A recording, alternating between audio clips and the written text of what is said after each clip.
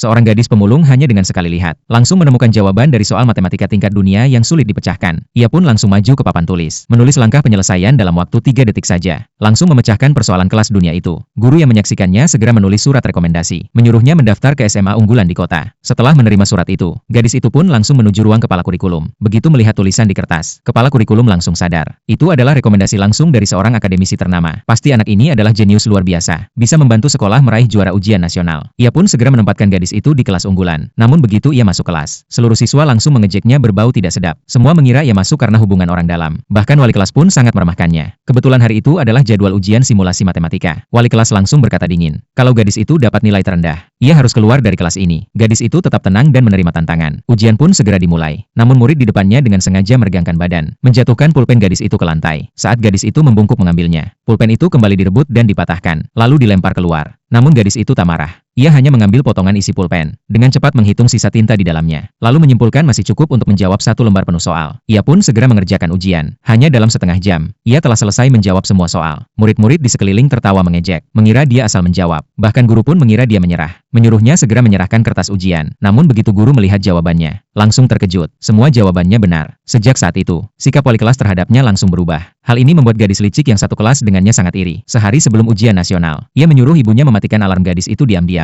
Namun begitu sang ibu keluar, gadis itu langsung membuka matanya. Sebaliknya, keesokan harinya, si gadis licik justru hampir telat ke ujian karena alarmnya sendiri tak berbunyi. Untungnya orang tuanya membangunkannya tepat waktu. Sebelum berangkat, ibunya mengenakan baju merah demi keberuntungan, memberinya sebutir telur, berharap ia bisa jadi juara nasional. Ujian pun dimulai. Soalnya sangat sulit, namun gadis pemulung itu tetap tenang, dan hanya butuh setengah jam untuk menyelesaikan semuanya. Lalu dengan percaya diri ia keluar dari ruangan. Gadis licik melihatnya langsung tertawa sinis. Yakin ia menyerah karena tidak bisa menjawab. Setelah ujian nasional berakhir, gadis licik yakin kali ini ia pasti jadi juara. Hingga tibalah hari pengumuman. Wali kelas berlari masuk kelas dengan penuh semangat, mengumumkan bahwa juara tahun ini berasal dari rumah gadis licik. Gadis licik sangat senang mendengarnya. Namun gadis pemulung dengan tenang berkata, di rumah itu bukan hanya ada satu anak perempuan. Murid lain langsung bergosip. Mereka semua yakin gadis itu hanya anak pindahan dari desa. Tidak mungkin bisa mengalahkan si peringkat 1 abadi. Gadis licik pun bertanya pada guru. Namun sebelum guru sempat menjawab, gadis itu langsung berkata, nanti kamu akan tahu siapa yang tidak bisa tertawa lagi. Saat waktu pengecekan nilai tiba, wali kelas mengambil ponselnya dan melihat gadis licik mendapat nilai 690. Guru pun segera memberi ucapan selamat. Namun gadis pemulung mengingatkan, guru belum memeriksa nilainya. Guru pun segera membuka datanya. Gadis licik masih mengejek, mengatakan nilai akan mengungkap kebohongannya. Tak lama, nilai gadis itu pun muncul di layar. Dan ketika angka itu terpampang di depan semua orang, semua langsung terkejut tak bisa berkata apa-apa.